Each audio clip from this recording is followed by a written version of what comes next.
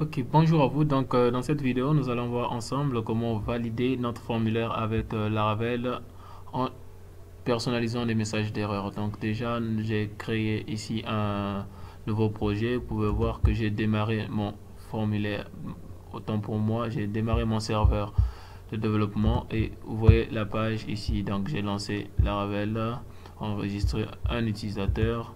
Si vous ne pouvez pas faire tout ça, alors vous pouvez revoir les autres vidéos sur Laravel, ok, sur la chaîne. Donc déjà ici, je peux me connecter avec mon utilisateur. Si je me connecte avec l'utilisateur, ici donc, vous voyez que donc sur la page home, j'ai ici un bouton nouveau plat. Ok, donc c'est la validation des plats. Vous pouvez voir que dans plat contrôleur, dans la fonction create, j'ai renvoyé une vue plat.controller. Plat.controller correspond à ici notre dossier plat. Donc plat ici, c'est le dossier plat qui se trouve dans le dossier views qui lui se trouve dans resource. Puis il y a un fichier dans le dossier plat create.blade.php. Donc j'ai mis create ici. Donc il va renvoyer juste ce fichier là. Et donc create ici, pour l'instant, je n'ai que mon formulaire, que j'ai juste un formulaire ici, donc c'est form action et la route c'est plat.store. Plat.store, c'est une route que j'ai créée ici dans web. Vous pouvez voir, il y a plat ici, c'est la route de validation de notre formulaire, la route pour procéder notre formulaire, et ici la route pour arriver sur le formulaire. Ok, donc la méthode create, je lui ai donné un alias. Tout ça, si vous ne comprenez pas, repartez sur la playlist que j'ai eu à faire sur Laravel. Ok, vous allez comprendre tout ça parce que j'ai bien expliqué ce que c'est que ça. Et une fois que je suis ici, vous allez voir peut-être ceci vous pose problème, le @csrf. Alors dites-vous que le @csrf, c'est juste l'équivalent de ceci, csrf field. Ok, c'est une nouveauté sur Laravel 5.6. donc pour l'instant, je peux venir dans plat contrôleur. Quand je poste, c'est la méthode store que je vais attaquer. Donc si je mets un dd ici, de la request de all, ok, dd de la request de all, je viens ici, nouveau plat, je suis bien sur cette page et que je rentre mon plat ici, je mets par exemple un tchéboudjen, ok, pays d'origine, je mets Sénégal, je clique, j'ai bien ici name et origine. Ok, donc, et au cas où je rentrais tchéboudjen, que je ne mettais pas le pays d'origine, si je clique, l'origine est nulle. Donc je dois éviter ça parce que les deux champs soient. Alors la première manière de valider notre formulaire, nous allons voir, c'est en faisant ceci. Donc on va mettre un $this de validate, ok, $this de validate, $request, et là nous allons mettre un tableau, ok, où on dit quoi,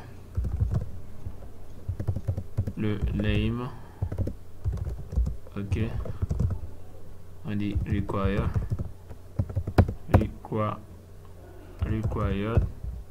et on met par exemple un minimum de 3 sur le nom du plat, ok, et un maximum max de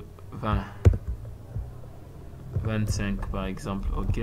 Et ici sur origine, nous avons ici required,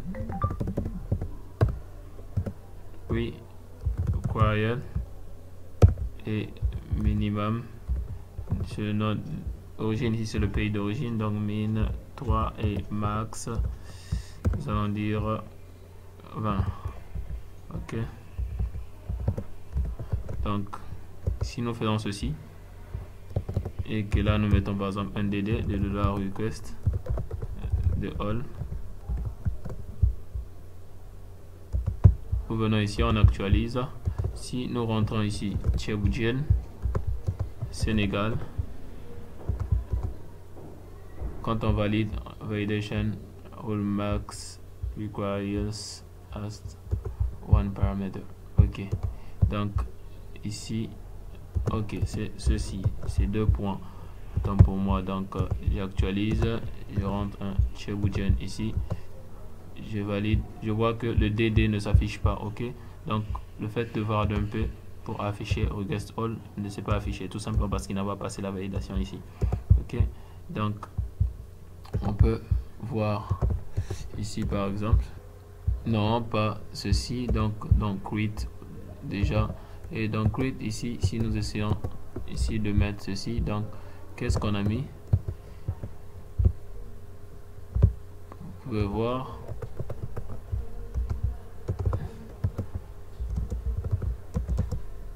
de la erreur. Ok, donc on dit quoi?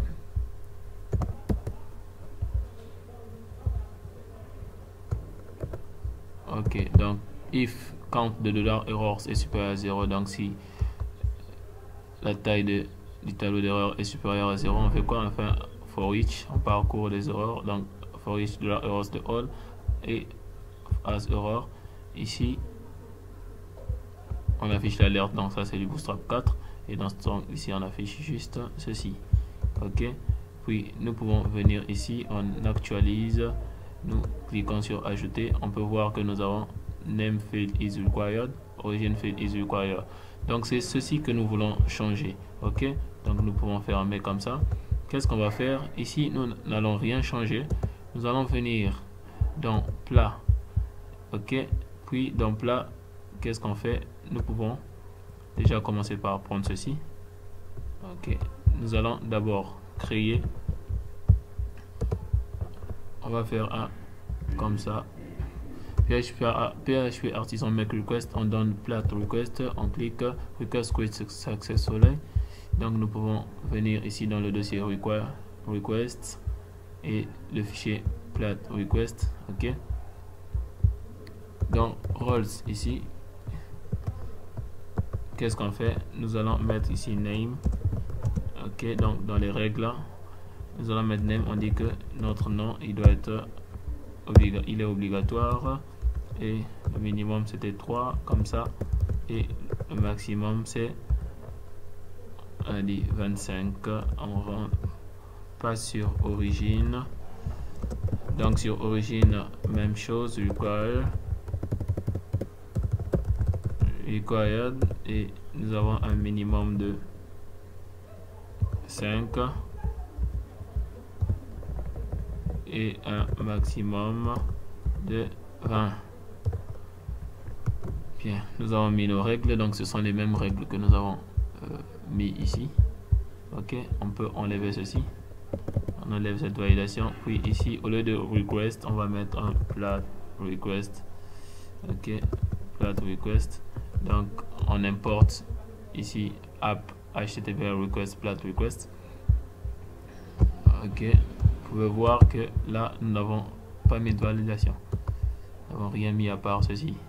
Ok, donc c'est plat request qui va se servir de valider notre formulaire. On peut actualiser, venir ici, appuyer, on dit this action is unauthorized. Ok, donc ce n'est pas autorisé, tout simplement parce que ici dans la fonction authorized nous n'avons pas mis à true.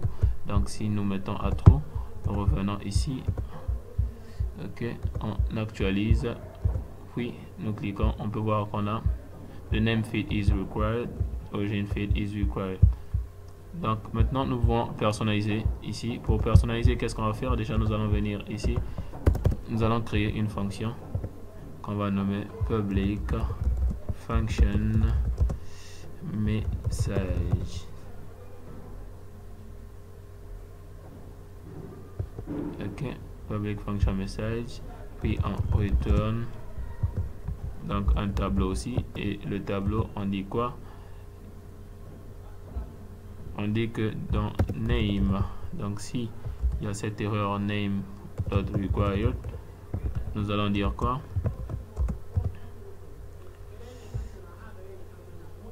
le nom est obligatoire. Ok, de même qu'ici, si on a name.min,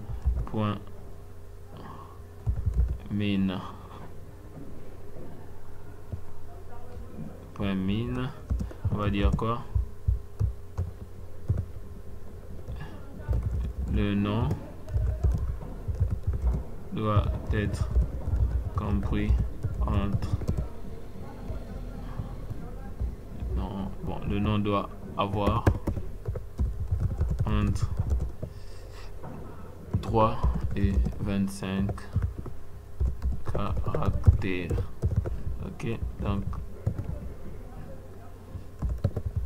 origine, même chose, on va dire